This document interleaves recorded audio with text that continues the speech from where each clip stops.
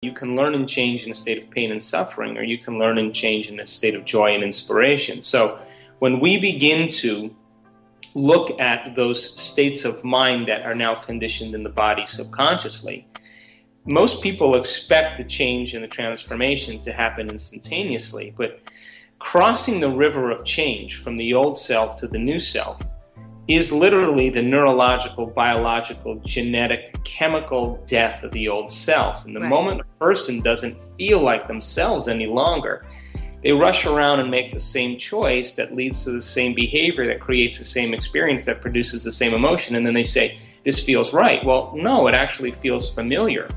That place in the unknown is the perfect place to create from. And so when we understand that there's a new self that biologically can be reorganized, then when we cross that river and you can't predict your future, the best way to predict it is to create it in that place of the unknown. This is fundamentally important to describe the process of change, because when you wake up in the morning and you remember yourself as yourself, there's a feeling that you look for. And the moment you get in touch with that feeling will drive a set of thoughts that will lead to a set of automatic programs, or your body goes on autopilot, and you function pretty much from that state. When you begin to become conscious of all of those elements that are deriving the old self, the thoughts, the behaviors, the emotions, and you're no longer firing and wiring the same circuits in your brain that produce the same neuropeptides that signal the same hormones that create the same feelings, your brain then says nerve cells that no longer fire together no longer wire together. There's a weakening of the connections that are connected to the old self. And as those neurons begin to weaken and prune apart, the memory of the old self is literally changing. If you're not signaling the body emotionally with the same chemistry, that the body's been addicted to that emotion. Now the body is craving its emotional needs just like an addict, because it's modified its receptor sites for more suffering, for more guilt, for more hostility, for more unworthiness, whatever it is. So then, as the body goes into transition, you've just stepped into the river of change. So most people, they white knuckle it in this process because they're looking for something to reaffirm their identity as the old self. So the challenge then is when you're in that void of the unknown. If you woke up every morning and you said to yourself, okay, I'm going through crossing the river of change here, and you have some clear understandings of what you're doing, then you may want to say to yourself, well, before I open my eyes today, or before I start my day, how would greatness live today? What is a future that I want to embrace? What would it emotionally feel like? Can I teach my body emotionally what it feels like to be honorable, to be passionate, to be in love with life, to be in a state of gratitude, and allow those emotions then to cause a level of auto-suggestibility to thoughts that are equal to that emotion, that begin to fire and wire new circuits in your brain, that begin to cause you to plan your behaviors. And as you begin to rehearse and practice in your mind who you're going to be when you open your eyes, you begin to fire and wire new circuits in your brain and begin to emotionally signal your body in new ways. And now you're in a new state of being, because when mind and body are working together, that's a new state of being. So most people don't believe in that future because they haven't experienced yet. But that's because they're relying on their senses to determine reality. The quantum model of reality is beyond the senses. It's an immaterial understanding that transcends the body, transcends the conditions in your environment, and transcends time. Now, we have all the biological and neurological machinery to make this happen. But when most people are going through the process of change, they're white-knuckling it, waiting for relief.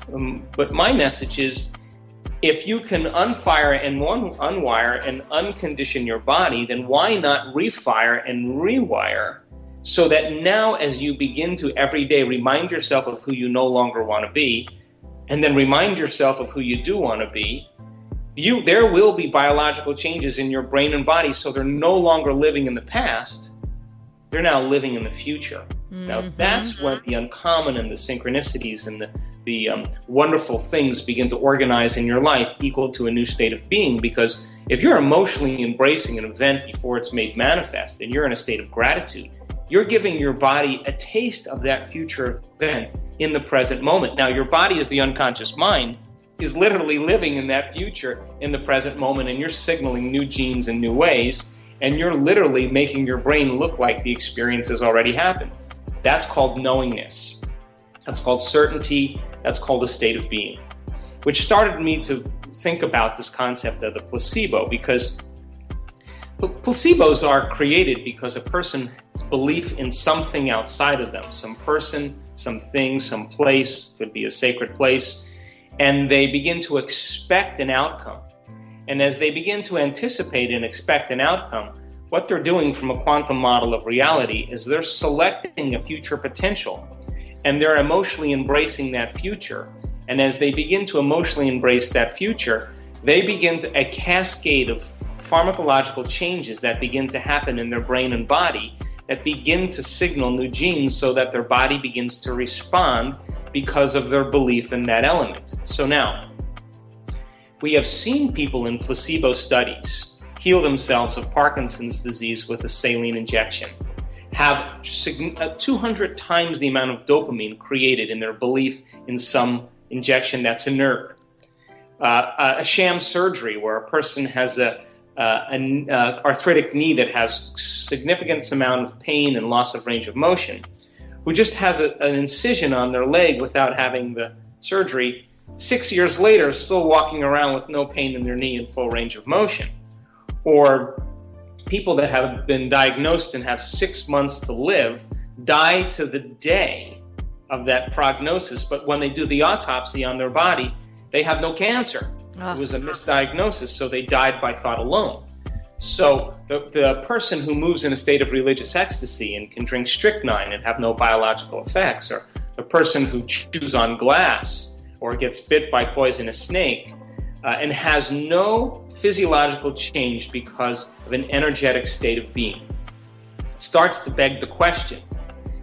When a person takes a sugar pill or a saline injection or goes to a place or has a procedure done, and that procedure is a placebo, are they just feeling well? Is it just in their mind?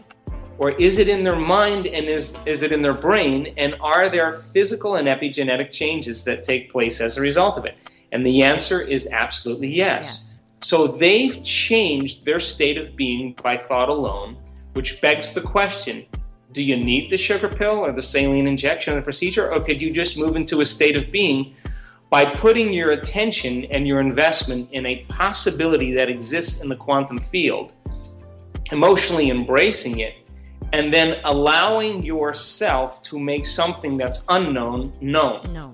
So the answer to that question is absolutely yes, because when we did our scientific studies at our advanced workshops in 2013 this year, we saw people heal themselves of Parkinson's disease by thought alone, traumatic brain injuries, cancers, by just changing their state of being without anything outside of them. So the placebo works like this.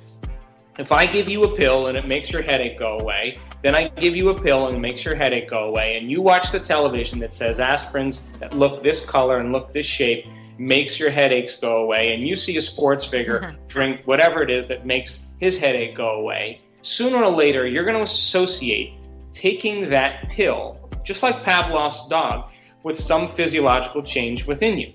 So when you take the pill and it makes the headache go away, you notice some change in your internal state. The moment you feel differently inside of you, you begin to pay attention to whatever it was outside of you that created it. That association, that associative memory, that conditioning is a memory.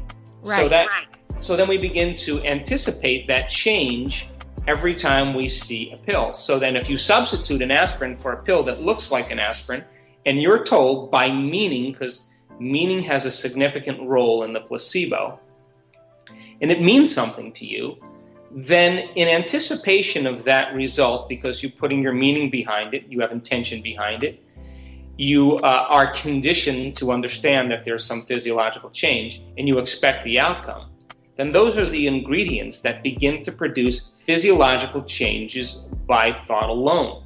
So it's conditioning, it's expectation, and it's meaning. So then can you take away the sugar pill and the saline injection, and teach a person how to condition their mind and body, expect a future potential and emotionally embrace it, and assign meaning and intention so that they understand what they're doing.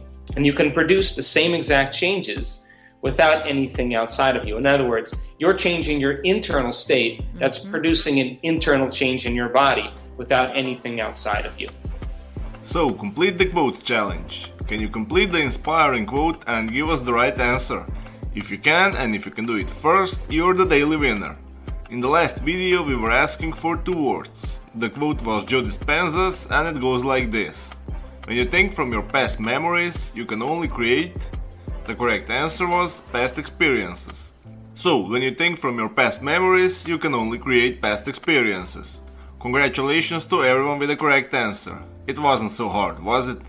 Today we are also looking for 2 words and the quote belongs to Joe Dispenza. It goes like this. Give yourself time to meditate, to disconnect, because when you invest in yourself, you invest in. Write your answers in the comments below the video. Be the first one and win this challenge. What do you think about this video? Was it just coincidence you watched it?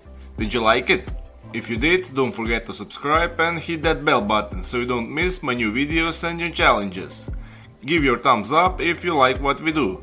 If you really like what we do here and want to support us, you can join our channel and our community for a symbolic fee and gain many other additional features. You can do that by clicking the join button next to the subscribe button, or you can click on the link in the description of this video. Stay good and have a great day!